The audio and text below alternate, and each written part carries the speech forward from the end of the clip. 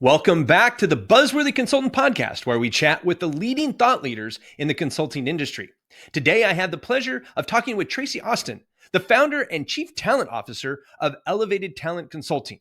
With 20 plus years in HR leadership, she specializes in helping construction and skilled trades businesses build strong teams and develop future leaders. She also hosts the People Strategy Podcast, where she delivers real-world insights from top industry experts, helping trade leaders stay ahead in a challenging workforce. Let's see what makes Tracy so buzzworthy.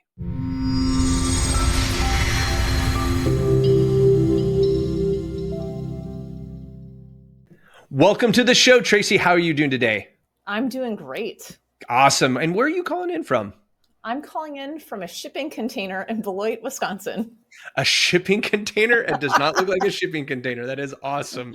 I have a friend in Louisiana who has built one of those, and a friend in Alaska who built one of these out in the country. They're hunting cabins. Yeah. So where is this, in the city, or you live out in the country? I mean, it's actually inside of a co-working space. And so they built shipping container offices inside of an old paper mill. So it's kind of a cool story of how they rehabbed old buildings. Oh my gosh. It's funny. We're talking about rehabbing old buildings and repurposing buildings like malls nowadays. Yeah.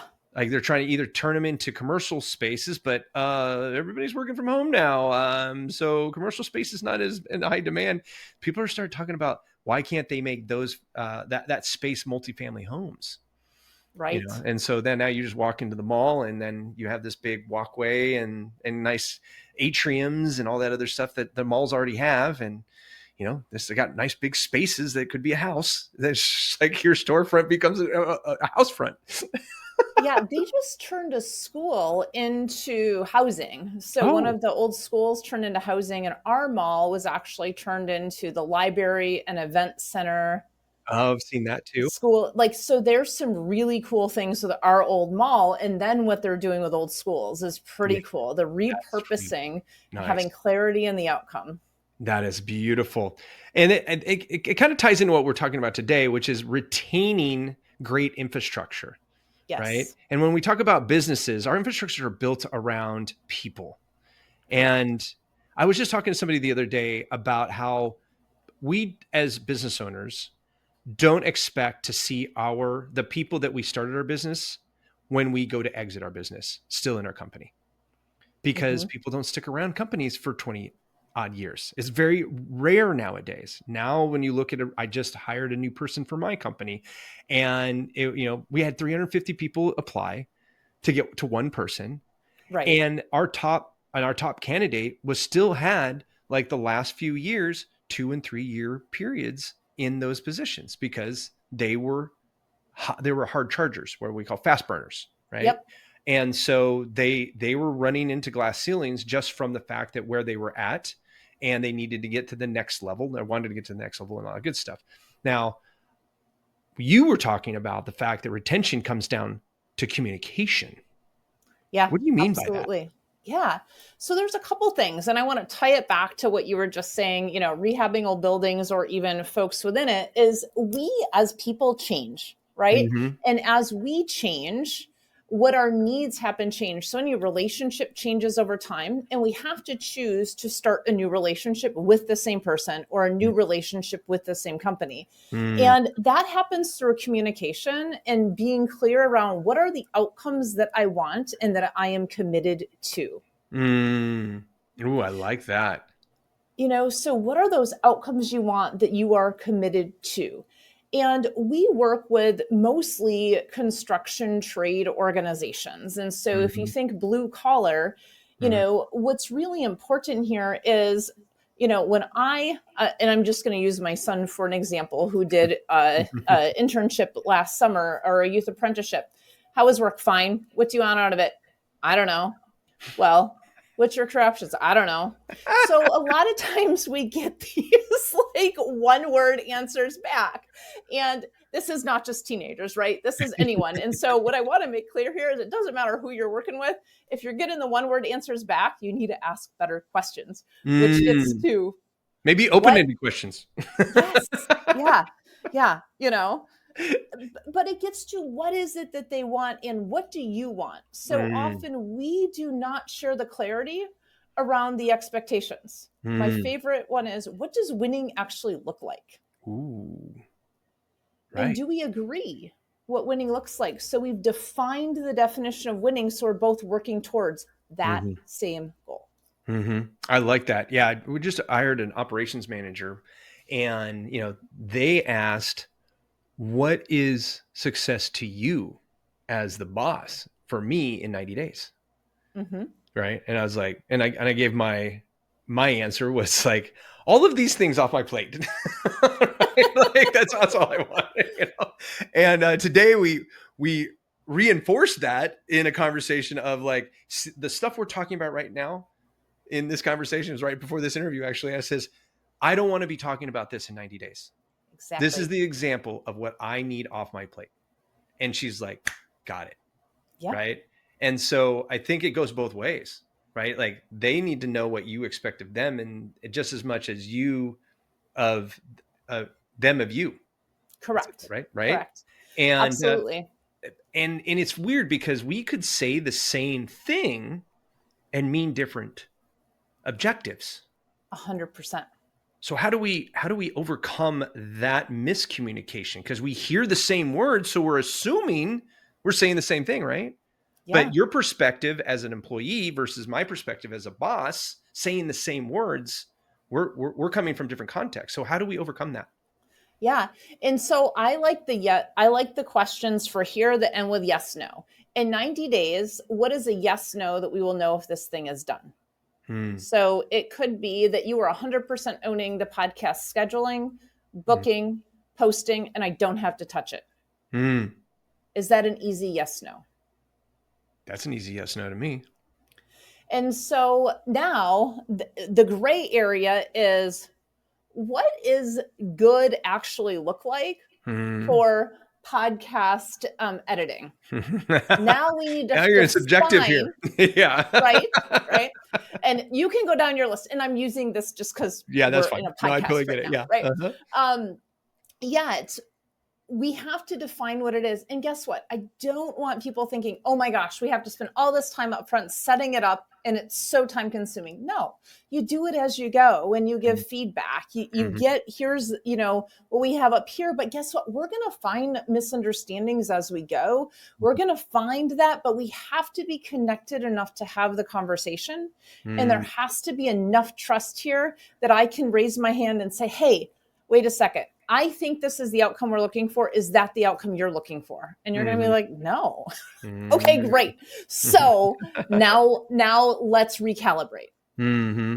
Mm-hmm. I love that. And it's funny because, you're making me think about my podcast, and we brought, I've trained up a podcast editor, and she's never done it before. But I have like 20 years. Well, shoot, I have longer than that. I've almost 35 years in media production experience. So, in audio experience, audio production has been like the longest running experience I have. And so it was easier for me to engineer what I wanted to begin with and then teach Mm-hmm. somebody how to do it than it was Mm-hmm. to take an engineer and teach and unteach them all their bad habits. And then Mm-hmm. from there, we cultivated this. I mean, we've had our podcast for a little over 2 years now. And so over the last 2 years, she keeps getting better and we keep iterating.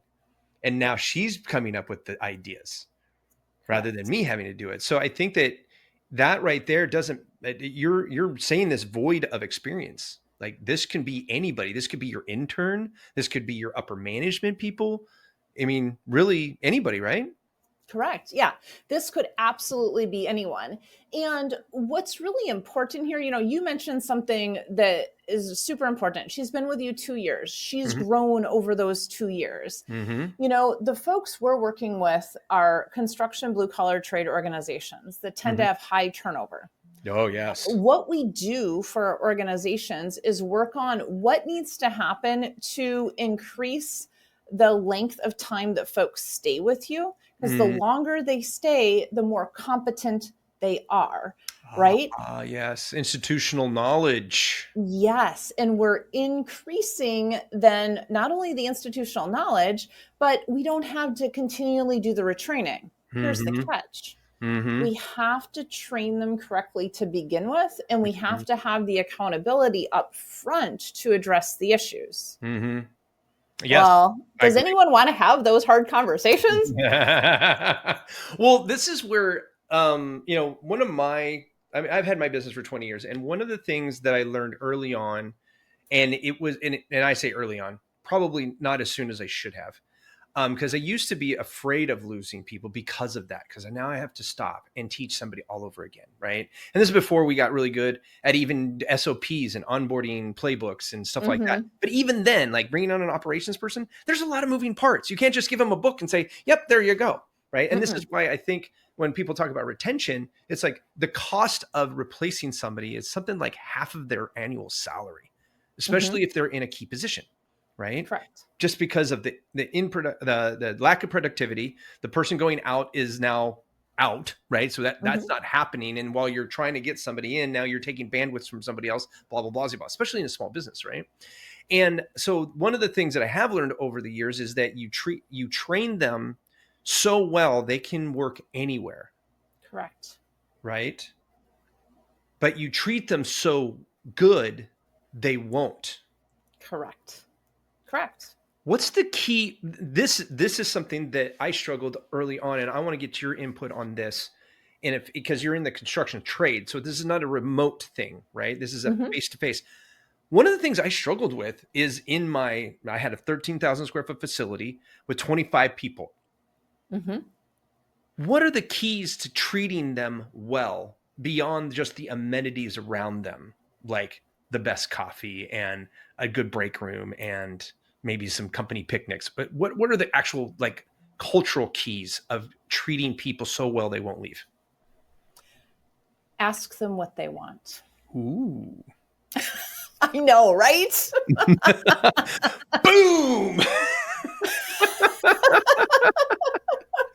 Okay, so let's dive down that a little bit, because when, I'll use me as an example. So I asked, I did do that. I asked, it's like, so what, we got this new facility and I made it nice and pretty for everybody, good, nice desks and glass walls. So, it was an open space and all this other stuff. And then we got to the break room and I'm like, what do you guys want? Right. And everybody's like, we would love to have coffee, that you provide coffee for us. And I looked at that and I go, yeah, I could probably do that. That's not a big expense. Right. Until one of our employees started doing French press. French press takes like 3 times the amount of grounds than everybody else. And then she started complaining about the quality of the beans that everybody else was enjoying. Yep. When is it that we can or should draw lines after you have asked, what do you want? Yeah. So I think that there's 2 things here. And this gets to what does the organization need to get the outcomes that are there? And essentially what we're doing is we're creating boundaries on here's what we're willing to do. And here's what goes above and beyond that we're not willing to do. Right. And so, it's creating that, and I love you brought up a complaint. And here's why is so often when we ask folks what they want, I don't know. But yet, if you were to say, hey, what would it take for an organization to lure you away from us? What would that offer letter have to have in it? And what would the culture need to look like? Now, all of a sudden, they're going to tell you all the things that you can reverse engineer and go, do I want to implement this or don't I? You're not making a promise, right? But, so for whatever reason, we are trained how to complain about the things that we don't have, yet we are not necessarily trained how to make the requests or many times given permission to ask for what we want or need. Oh, I would totally go with the fact that we don't understand how to ask for what we want. Correct. Because I don't think that everybody knows what they want when it comes to their work, right? They're like, I was interviewing a lot of people. recently. And, it's like, what do you want out of your career in the next 3 years? Right. Because I know I only have about 3 years from them. Yeah. Right. If I'm lucky. Right. If you're So it's lucky. okay, so Correct. what do you want in the next 3 years? Because I want to know if I could, if my culture fits around their career goals, I have a chance of keeping them 5 years. Correct. And if I can keep them for 5 years, I have just saved myself hundreds of thousands of dollars. Because every year after 2, I'm making more money off of the productivity of my employees, statistically, right? They're getting better at their job. They have institutional knowledge. They're making systems better because they now own the systems, right? Instead of running systems, they're owning systems, which is great. So they're optimizing on a regular basis. Part of our culture is constructive dissatisfaction. No matter how good you do something, how can we do it better?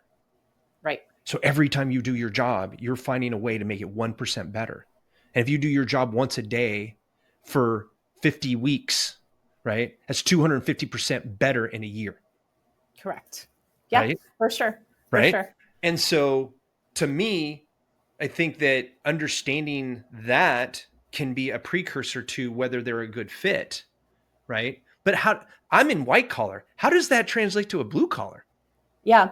And so there's a number of ways it does. But before I go there, what I do want to say is, you talked about they're with you for 3 years and you want to increase that to 5 years. There's a mindset piece, and this is blue collar, white collar, and I'm going to answer the blue collar question in a second. But there's a mindset piece. If you have 3 years with them, what if you reset the 3-year clock every 6 months? Ooh. So you just gave yourself permission to reset that 3-year clock by sitting down and doing the one-on-ones with them. And, we have something called our tough talk audit and a tough talk blueprint. Guess what? A tough talk is sometimes looking in and saying, how do I retain you? Because I know you're not going to want to tell me. So how do I give you the permission and create the safe space so we can have this conversation? And, what happens with blue collar is a lot of times we need to meet folks where they're at. And what I mean is this could be in the cab of the truck. This could be going from job site to job site. This is going to be on a job site. We're going to step away in a corner for a minute and start to have a conversation and then have the follow up to it. And so, the key here is first understanding, and I like to call them, kind of complaints. And we've got a process for this, but, for our tough talk is, what is the complaint? And one I hear all of the time is, no one wants to work for us. Everybody. And so then my question is, okay, that's your thought or your feeling, which is the complaint. What's the fact behind it? So often our facts do not align with the complaints that we have when we're sitting in a bar complaining to a friend about it, or we're on the phone at night or whatever, right? Like, so what are your complaints? Your complaints will tell you exactly the tough talks or the conversations that you need to have. And that doesn't matter white or blue, right? Yeah, no, totally agree with that. So how are we translating that 3 to 5? Like, so you're telling me reset the clock, either a 6-month check-in or maybe your 1 year, your annual, to where you're actually, there's a time where you're actually creating the next goal, right? Yep. And then you can even do some future pacing to say, okay, this year was awesome. We did X, Y, Z. This is where we slipped a little bit. We're having that hard conversation. Okay, now what's next year look like? Correct. And then what does that look like for our next 3-year plan? Correct. Right? Yep. And it's not like, now it's not a 2-year plan. It's always the next 3-year plan as far as that goes. What does that look like? And, or even if you went 2 years out and you keep pushing past the next year, which we do with our clients even. Yeah. So when we come up on a quarterly review, we're talking about the next quarter before the current quarter is over, so that they're never thinking about, oh, we're done now. No, there's always more to do, right? I mean, if you're doing your job right, there's always more to do, right? And so you're what we call future pacing or forecasting in marketing terms. So is that the same in construction and trades where you're really going project to project? So the answer is yes. And there's two words we use. One is the people strategy roadmap, which is where is the organization going as a whole? And it may be we're going into either an expanded area, we're going into expanded types of projects. So that's on the organization side. So we're looking up to 3 years out saying, where do we need to be? And now we can look and say, here's the people we need to get this business outcome. Now we flip it around and say for the talent pathway plan, which is where individuals are growing within that 3-year plan. I call it a talent pathway plan. We've got our 3-year talent pathway plan for where you're going. Now I can go and talk to that framer and, talk about what he's doing or she's doing and say, all right, would you be interested in an apprenticeship, a state apprenticeship program? So that, because that leads to X additional dollar amount, that gives you the additional training that you need within that. So that's a path. We have something that we call our mentor new hire buddy program. Would you want to take on new hires and be their buddy to train them in the first 90 days? And guess what? You get a cool sticker on your hard hat for that. And you get one if you're an apprenticeship program. Stickers on hard hats are a big deal. So there you go. I believe it. They are a really big deal. Baby. Gamification. Got to do it. Exactly. So it's understanding what it is that they want, right? And it could be, hey, you know what? I really want to travel right now. Or, you know what? My family situation changed. I need to be closer to home now. Okay, so how do we do that within the skill sets that are there? Now, we're also naming, here's the expectations at that level. Again, what's the definition of what good looks like for the quality of the work and the quantity of the work that's being done within that? So we're lining those things out within it. Key here is we have to give feedback throughout as to what's working and what's not working. Because if our teams are going to rise or fall to the lowest individual on our team. I love that. And so when we're approaching this in a space, I mean, are we talking about when we have 10 employees, 20 employees, specifically in the industries that you work with? Is there a time where this type of thought process really needs to be solidified and documented? Here's what I will say. The number of employees you have doesn't matter. If you're not having the conversations is where the real issue comes in. Because what happens is somebody's coming in, doing what they think that they should be doing and going home. And if we're not having the conversations around, hey, that was incredible work, great job, what happens is we start cutting corners, right? So if we aren't having the let's celebrate the wins conversation and how do we improve it, much as what you just talked about within your team, we're not paying attention to the quality of our results. And if we're not making our results known and celebrating them and or uplifting into them with what the expectations are, our results will start to slip. And so often we don't circle that conversation back around with our frontline folks.